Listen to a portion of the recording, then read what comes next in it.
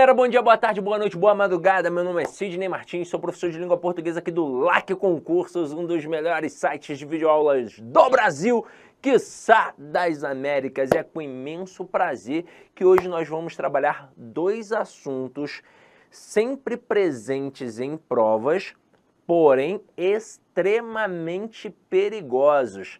Na aula de hoje, eu vou dividir a primeira etapa em pontuação e a segunda etapa em colocação pronominal.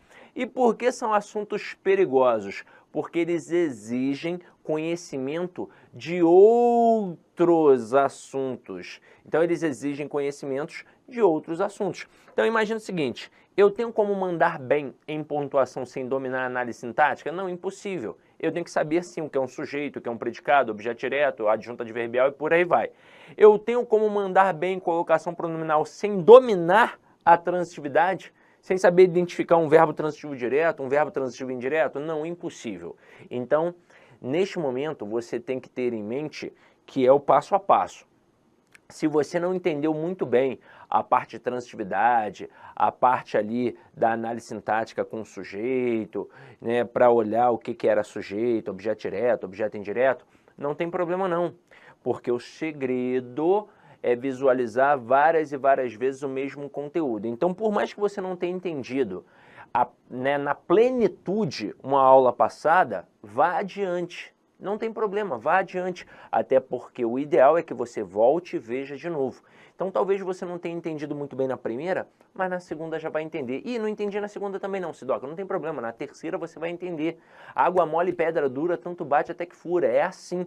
Cada um tem um ponto de partida, cada um tem a sua própria dificuldade. Só você sabe a tua lacuna. Poxa, estudei numa escola ruim, não queria saber de nada da hora do Brasil na época da escola. Então, para você, obviamente, a trajetória vai ser um pouco mais árdua. Porém, não impossível, tá? Então, vamos aqui começar com a nossa brincadeira. Olha o que a gente tem aqui. Primeiro camaradinha que a gente vai estudar é a pontuação. E aí, veja aqui o conceito que a gente vai abordar. Chamamos de pontuação o uso de sinais para marcar na escrita pausas e mudanças de entonação típicas da fala. Então veja aqui 3 exemplos com as mesmas palavras, só que eles apresentam pontuação diferente. Na primeira eu tenho um ponto, que a gente tem o hábito de chamar de ponto final, mas esse ponto só se chama de ponto final quando realmente é o último ponto do texto, então aqui eu até posso chamar de ponto final. Depois eu tenho um ponto de exclamação e depois eu tenho um ponto de interrogação. Então na primeira frase, eles fecharam a porta. Na segunda frase, eles fecharam a porta. E na terceira frase, eles fecharam a porta? Muda de forma sutil, é muito pouco, mas ainda assim muda. E essas entonações são próprias da nossa fala. Antigamente, os textos não tinham essas pontuações, até porque o texto ele sempre foi feito para ser lido em voz alta. Então, na hora da leitura, o camarada ia empregando, ele ia impondo a entonação dele. Depois, com o tempo, obviamente, perceberam que era necessário colocar, até porque nem todo mundo tinha uma oratória tão perfeita. Então, esses sinais de pontuação foram entrando. Mas em concurso, veja aqui, ó, nos concursos são frequentes as questões sobre vírgula, ponto e vírgula, 2 pontos, travessões e parênteses. Veja que eu destaquei a vírgula porque é o principal elemento do concurso público. É a vírgula. E por que a vírgula é o principal elemento? Porque na época da escola, muitos de nós não aprendemos da forma adequada. Muitos de nós, inclusive, aprendemos que a vírgula era uma pausa de respiração. Então, quando a frase fica muito grande, o camarada vai lá e coloca uma vírgula. Ó, senti vontade de dar uma respirada. Só que vírgula é processo sintático. E olha isso daqui. A vírgula serve para marcar rupturas da ordem direta. Sujeito, verbo, complementos verbais. E aí, olha essa observação. Não há vírgula, exceto para marcar elementos intercalados. Como assim, Sidoca? Eu não entendi muito bem esta parte. Bem, galera, a verdade é que eu não posso ter vírgula para separar o sujeito do verbo, nem o verbo do complemento exigido por ele.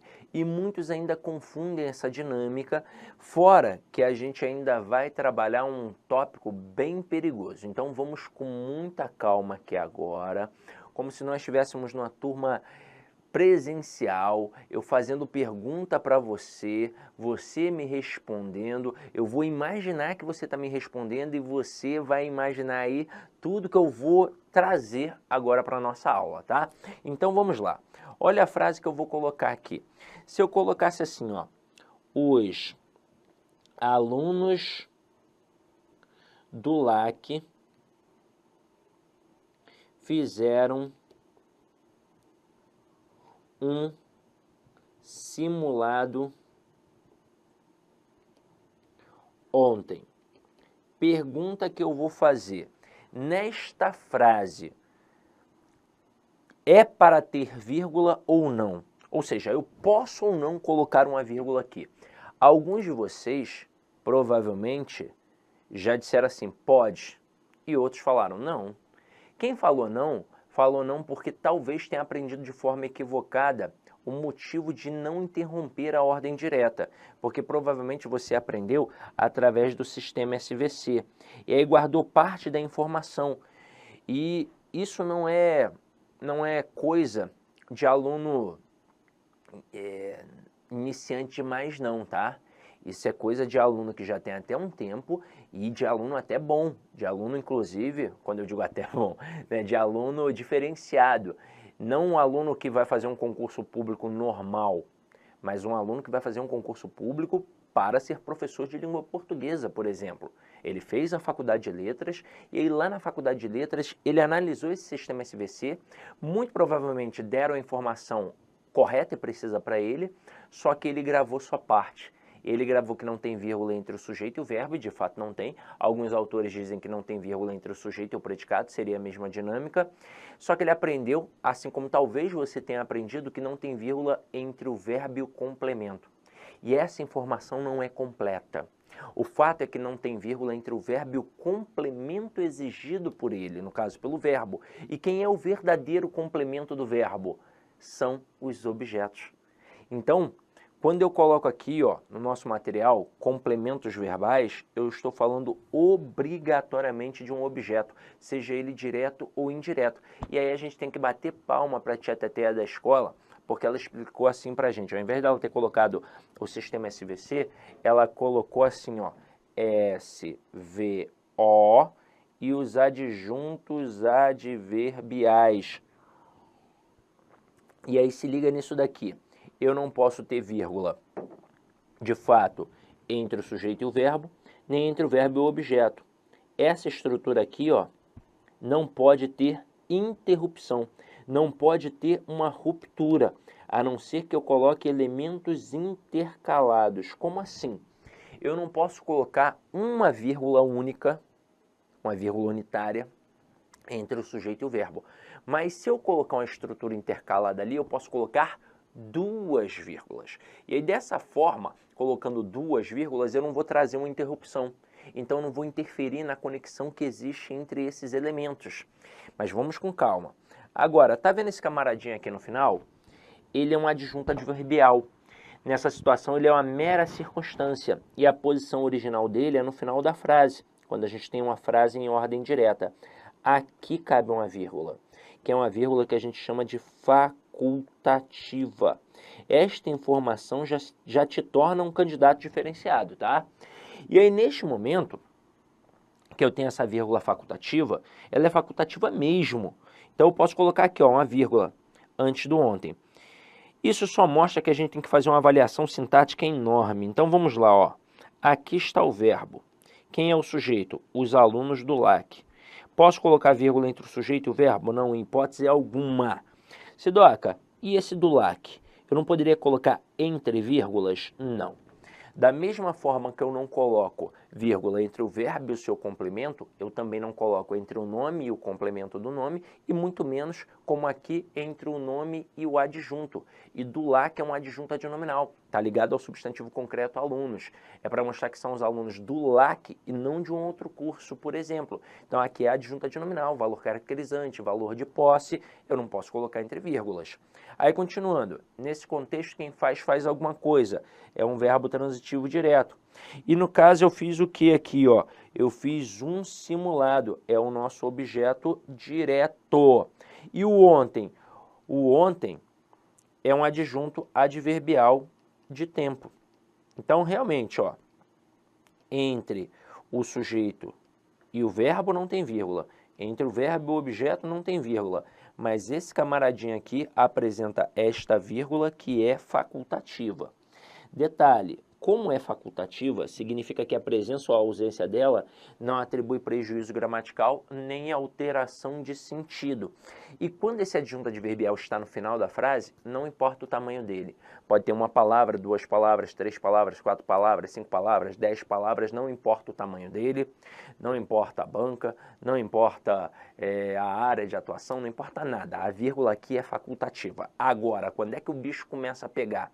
Quando a gente desloca esse adjunto adverbial. E deslocar o adjunto adverbial é tirá-lo da posição original. Não importa se é para o início da frase ou é para o meio. Tirei do final, eu desloquei. E aí é que vem a zona. Segundo a gramática, um adjunto adverbial deslocado de curta extensão, ou seja, pequeno, vai ter a possibilidade da vírgula facultativa.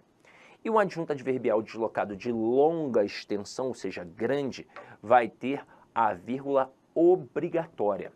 É assim que rege a gramática tradicional.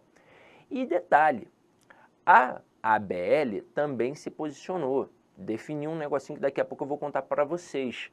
O problema é que as bancas não adotaram isso de forma uníssona, de forma coesa. Tem banca que adotou uma parada, tem outra banca que adotou outra parada. E por quê? Porque os gramáticos mesmos não entraram em consenso. Tem gramático que diz que 2 palavras já é um adjunto adverbial grande, tem gramático que diz 3, tem gramático que diz 4, tem gramático que diz até 5. Caramba, e aí, como é que eu vou fazer na hora da prova?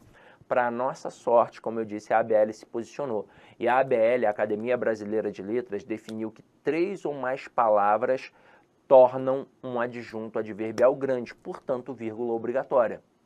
Então, com uma palavra é pequeno, vírgula facultativa. Com 2 palavras é pequeno, vírgula facultativa. Com 3 palavras, vírgula obrigatória. Com 4, vírgula obrigatória. Com 5, vírgula obrigatória. Então, a partir de 3, a vírgula é obrigatória. Só que, infelizmente, nem todas as bancas adotaram isso também. Agora, eu consigo definir para você quais bancas adotaram e quais bancas nem colocam a cara a tapa. Bem lá no passado, apenas 2 bancas se posicionavam, FCC e Sebrasp, que na época ainda era chamada de CESP. Então vou mostrar aqui para vocês com calma. Então vamos lá. Se eu deslocar e colocar ontem, vírgula, os alunos do LAC fizeram um simulado. Entenda que aqui você não precisa se preocupar com a banca, porque eu só tenho uma palavra. E se só tem uma palavra, o adjunto adverbial é pequeno para qualquer gramático e para qualquer banca. E detalhe, eu já escutei umas lendas urbanas aí meio loucas. Não importa quantas sílabas essa palavra tenha, tá? Quando eu falo de adjunto adverbial grande, eu não estou falando do tamanho de uma palavra. Pode ser inconstitucionalissimamente, é uma palavra só, é pequeno. Eu estou falando de palavras. Então, quando tem 3 ou mais palavras, aí é grande. Agora, quando tem só uma palavra, é pequeno para todo mundo, é pequeno para todos os gramáticos, é pequeno para todas as bancas. Então, aqui, qualquer banca poderia chamar essa vírgula aqui de facultativa. Qualquer banca. Então, existem 3 formas de o camarada cobrar isso na prova. Primeira, ele vai colocar a frase e vai dizer assim, ó, dentre as opções abaixo, assinale aquela que tem erro, ou que está certa, de acordo com o padrão culto da língua, ou de acordo com a pontuação. E aí você vai julgar. Uma vírgula como essa aqui, que é facultativa, a presença dela ou a ausência dela não vai fazer a menor diferença. Segunda possibilidade, ele vai falar escrachadamente vírgula facultativa, vírgula obrigatória. Como só tem uma palavra, vírgula facultativa. Terceira possibilidade, ele vai trabalhar a justificativa. Por que aqui tem uma vírgula? Para isolar, para destacar, para marcar um adjunto adverbial temporal deslocado. Mas olha o que eu vou falar aqui para você. Não necessariamente o avaliador tem que colocar que é para destacar um adjunto adverbial. Olá, meus amigos, minhas amigas, eu sou o professor Lac e com muito prazer eu quero fazer um convite muito especial para você. Você que assistiu essa videoaula é uma videoaula demonstrativa do nosso site lá, Concurso. Eu estou aqui para te convidar para estudar comigo aqui na Lá Concursos, fazer o nosso curso completo, atualizado, ponto a ponto, para o concurso do Bampará 2024 e 2025.